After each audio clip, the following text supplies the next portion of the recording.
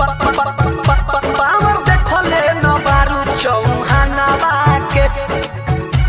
हो जानवा के दरबाना का तोहरा हो जानवा के डीजे अमित तिवारी पावर देखले न बारू चौहानवा के म्यूजिक बाय चंदन झा। जब चहली बाजार लोग मर जाला देखी के हो के नियत बिगड़ जाला जब चहली बाजार लोग मर जाला देखी के हो के नियत बिगड़ जाला चली चलती न केहू के मनावा के न मनावा के सुना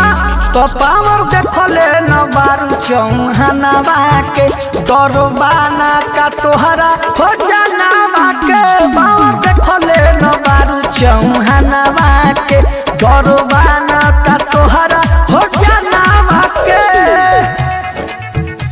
हो जानवा के हो जानवा के डीजे अमित तिवारी अपहर पावर देखले न बारू चौहानवा के पावर नइखे सुनाई यहाँ के हो लोग के हो यहाँ के हो लोग के हमारा के छुलस देवी गोयल सभे भोग के हो गोयल सभे भोग के ढेर मत बोला, हमों में के नहीं खे। सभे भोग के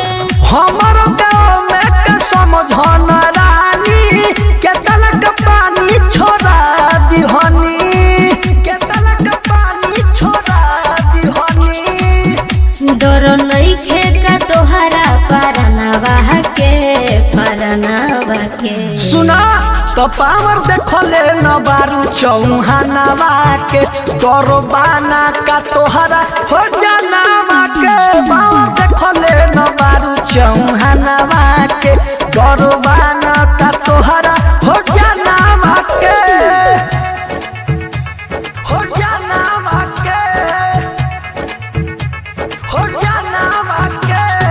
डीजे अमित तिवारी पावर देखले अपहर न बारू चौहानवा के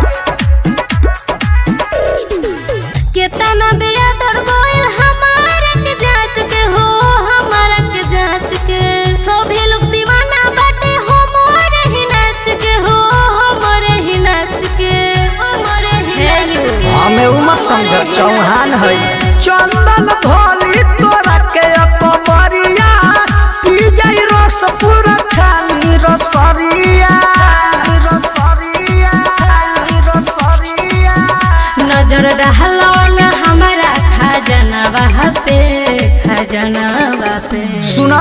तो पावर देखले न बारू चौहानवा के दरबाना का तोहरा हो जानवा के पावर देखले न बारू चौहानवा के दरबाना